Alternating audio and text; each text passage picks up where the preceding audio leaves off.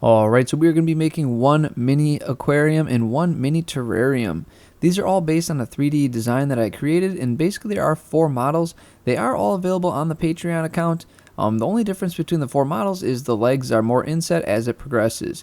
This gives you a variety of looks, and it's actually pretty cool. The main goal I'm kind of shooting for here is little tiny terrariums I can take to work and put on my desk.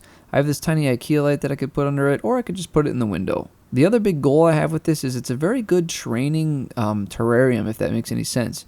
A lot of times I'm starting to learn how to cut glass and make these custom terrariums. I do have more elaborate ones, but it's always good to train on something small, and I produced this so that way you guys could practice as well. These terrarium stands are nice because they're super easy to print, and they take only about 20 minutes, and then all you're using is picture frame glass, which you can get from Home Depot, Lowe's, or any other big hardware store.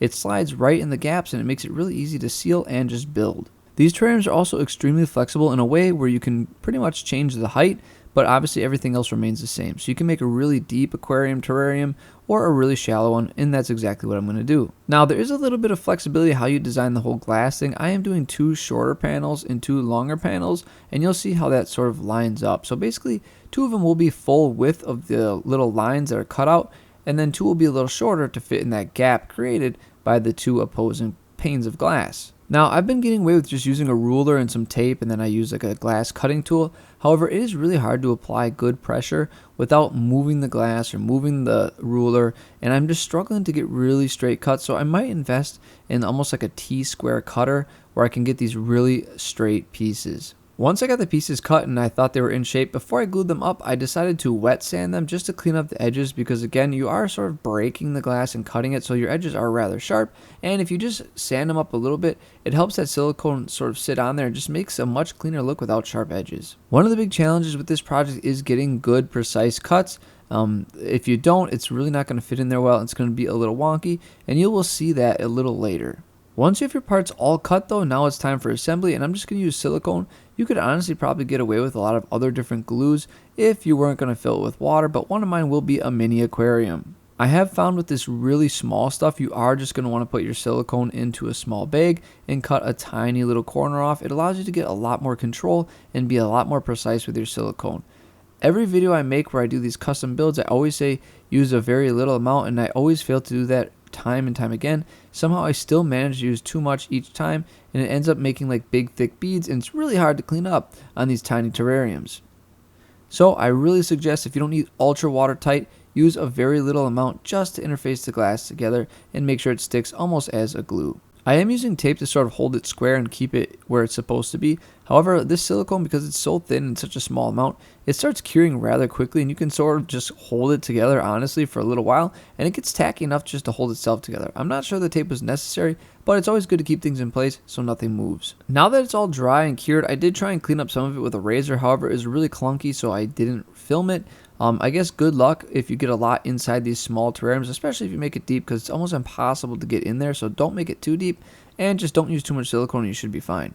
But anyways, once I cleaned that up, I decided that the tops were a little off because again, my cutting skills are just not that good, and I'm not that accurate, and there's some crookedness to it. So I decided to wet sand the tops of these actually. So I just kept running it and tried to keep it equal, just to try and bring the edges all to be somewhat uniform, because there is going to be a 3D printed lid on top of these. There are 2 files for the lids in the Patreon link, and one is a little deeper, and that one is to accommodate an actual pane of glass so you can sort of seal the aquarium or terrarium, and the other one is a little less shallow, and that one you can just leave open and just use it as a decorative rim. If you are making the pane of glass, you're basically going to use the largest width piece that you cut, and then you're just going to cut it to length, and it should fit in there perfectly.